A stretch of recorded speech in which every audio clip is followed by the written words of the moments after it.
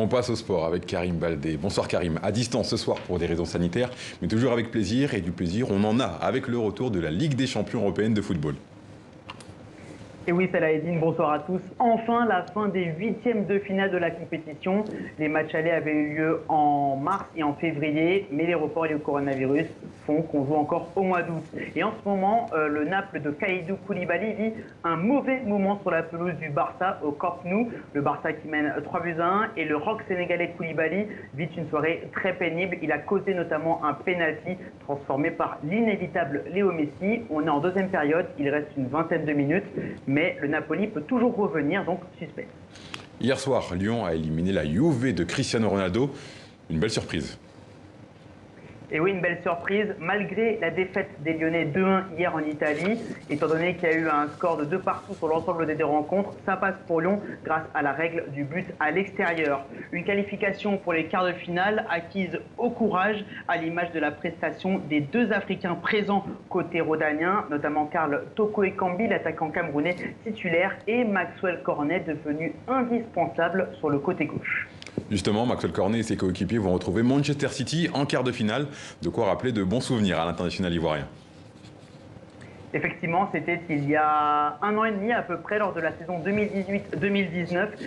Cornet avait marqué 3 buts contre l'ogre anglais en phase de poule, dont 2, un doublé lors du match retour. Et sur Twitter, certains s'amusent devant ces retrouvailles en imaginant par exemple le sourire de Maxwell Cornet quand on lui a annoncé qu'il affrontera encore Manchester City. Le pire cauchemar de Pep Guardiola, l'entraîneur de l'équipe mancunienne, va se répéter, ironise cet autre internaute en évoquant, je cite, le grand Cornet. Blague à part, rendez-vous pour lui et ses coéquipiers samedi prochain à Lisbonne, face à City, donc dans le cadre du tournoi final de cette Ligue des Champions 2019-2020.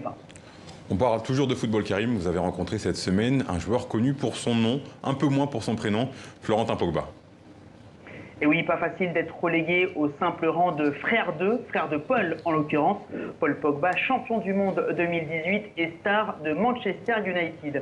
Mais l'aîné de la fratrie, Florentin, donc, a quand même eu une carrière respectable. Ex-capitaine du Stili National de Guinée, il a été quart de finaliste de la CAN 2015. En club, le défenseur Florentin Pogba a passé 4 ans et demi dans le championnat français du côté de Saint-Etienne. Mais derrière, il a connu des expériences en demi-teinte à l'international, notamment en Turquie, puis aux États-Unis du côté d'Atlanta, dans la Ligue majeure de soccer nord-américaine. Et à quelques jours de son 30e anniversaire, Florentin Pogba veut se relancer. Et pour cela, retour en France, mais cette fois-ci en 2e division, direction Sochaux, dans l'est du pays, où il a signé un contrat de 3 ans pendant la période du confinement. Florentin Pogba fera figure d'ancien dans une équipe très jeune. Alors pourquoi a-t-il choisi Sochaux? Il répond en exclusivité à notre micro. Écoutez-le, c'était juste après le match au Parc des Princes contre le PSG en amical, mercredi dernier. C'est l'équipe qui a été le plus déterminée à me recruter, qui a montré le max d'intérêt pour moi. Donc voilà, j'ai décidé de choisir Sochaux par rapport à ça. De deux, par rapport à un retour en France. Voilà, parce qu'avec ma famille, voilà, c'était pas évident, les voyages.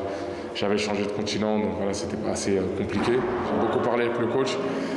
Il m'a fait venir pour apporter l'expérience que j'ai pu avoir tout au long de mes années. Voilà, pour recadrer un peu, c'est un groupe très jeune qui manque un peu d'expérience. Donc voilà, on est à peu près 4-5 joueurs, voilà, avec un peu plus d'expérience que les autres, pour recadrer un peu l'équipe et voilà, leur montrer le bon chemin. Et en espérant tous ensemble, voilà, obtenir l'objectif du club. L'objectif du club entraîné par le Sénégalais Omar Daf est de faire mieux que la 14e place obtenue la saison dernière en Ligue 2. De l'athlétisme pour finir, Karim, avec une bonne et une mauvaise nouvelle. On commence avec la mauvaise nouvelle. Konsesu Kipruto, testé positif au coronavirus. Le Kenyan l'a annoncé cet après-midi sur son compte Instagram. Le roi du steeple, champion du monde et champion olympique en titre du 3000 mètres, devait participer au meeting de Monaco vendredi prochain. Ce devait être sa grande rentrée. Malheureusement, ce sera pour plus tard. Mais heureusement, niveau santé, tout va bien. Il rassure dans son message en affirmant qu'il n'a pas de symptômes et qu'il est en pleine forme. C'est bien là l'essentiel. La bonne nouvelle concerne le marathon. Il y en aura bien un d'ici la fin de l'année, ce n'est pas gagné. Et ça aura lieu du côté de Londres le 4 octobre prochain.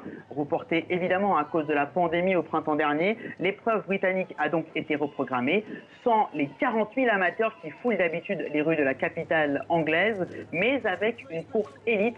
Et là, les stars africaines seront au rendez-vous, notamment Brigid Kosgei et Eliud Kipchoge, les deux Kenyans vainqueurs de l'épreuve l'année dernière, respectivement chez les femmes et chez les hommes. Kipchoge aura fort à faire car face à lui, il y aura la légende éthiopienne Kenenisa Bekele, ça promet.